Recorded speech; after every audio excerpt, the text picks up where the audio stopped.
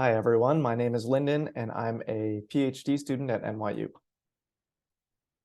Today, I'm going to give you an overview of the results in our paper, whose archive ID is at the bottom of the slide. And the title is Multi-Rate Adaptive Transform Coding for Video Compression. So nowadays, image compression performance is dominated by end-to-end machine learning codecs. Here, each dot is a ML model's computational cost versus its compression performance. However, end-to-end ML codecs have yet to become standardized due to their extreme increase in time and space complexity relative to conventional solutions, which rely on simple transforms like the DCT. At the top right, we can see that state-of-the-art performance pushes 1 million flops per pixel. Another undesirable factor not shown here is that many ML approaches train a separate model for each rate distortion trade-off along the RD curve. So this not only dramatically increases the space needed to store model parameters, it also limits the ability to fine-tune the rate distortion trade-off. In this study, we take steps towards decreasing both the time and space complexity of these ML approaches to compression, specifically applied to intra-frame video compression. We take a hybrid coding approach where we augment fast linear transforms like the tried and true DCT with learned quantization matrices and conditional hyperpriors.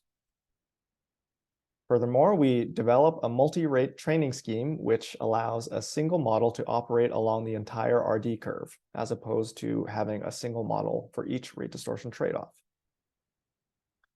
For the figures in this study, we'll be focusing on intra-frame video block prediction residual coding. In conventional video codecs, a block is first linearly predicted based on its surrounding spatial information. And rather than working in the original pixel domain, it is then these block prediction residuals which are then compressed downstream via linear transforms and standard entropy coding. So to compress these intra-frame block prediction residuals, we introduce an architecture with multi-rate capability, drawing inspiration from previous work by Johannes Bale and colleagues. This framework is very general, and as I will show in a couple slides, we will use it to augment fast linear transforms to be multi-rate with learned components. The model is a standard autoencoder architecture along with a hyperprior network. It takes as inputs an intra-frame prediction residual, block X, and an RD trade-off parameter lambda here in pink. The analysis network outputs the transform coefficients Y, which are then passed along to the hyperprior network. This auxiliary learned hyperprior network encodes side channel information Z. Both Y and Z are quantized and entropy coded and decoded using arithmetic coding. The decoded information from Z enables adaptive entropy coding by conditioning the probability density over the transform coefficients.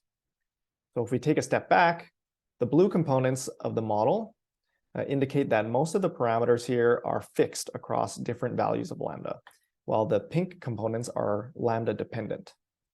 For the main results that I'm showing today, the analysis and synthesis transforms are fixed to be simple linear DCT and inverse DCT, while the pink components are learned lambda-dependent quantization matrices. And the hyperprior network will be a shallow, fully connected neural network. For model training, I'm going to be using the 32 by 32 block prediction residuals from AVM, which is the reference software for the next-gen video codec from the Alliance for Open Media.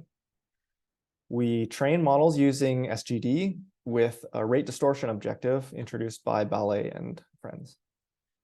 This objective trades off the estimated rate for the transform and side channel information and an L2 error penalty on the reconstructed residual blocks.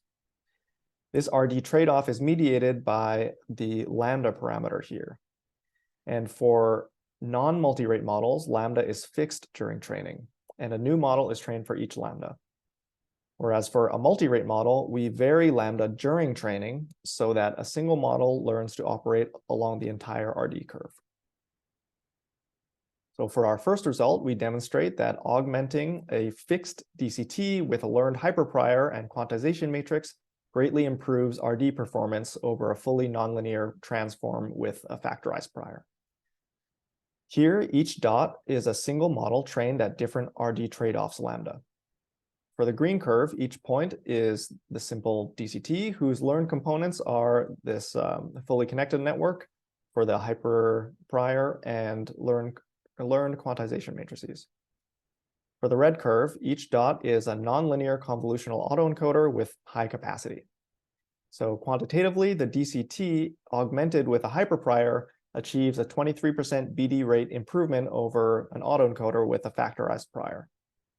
In addition to this improvement in RD, I'd like to emphasize that this linear DCT augmented with learned components operates at about 600 flops per pixel, while the nonlinear model demands about 100,000 flops per pixel.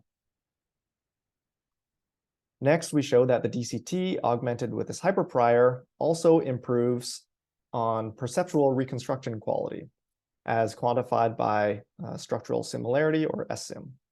The green dots here, again, are DCTs with learned hyperpriors and quantization matrices, while the red dots are the nonlinear CNN autoencoders with factorized priors.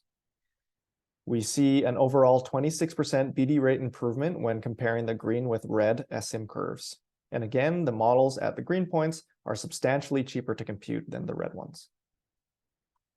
Finally, we highlight the multi-rate capability of our network. The blue dots and stars are the performance of one single trained multi-rate model with a fixed hyperprior network and lambda-dependent quantization matrices.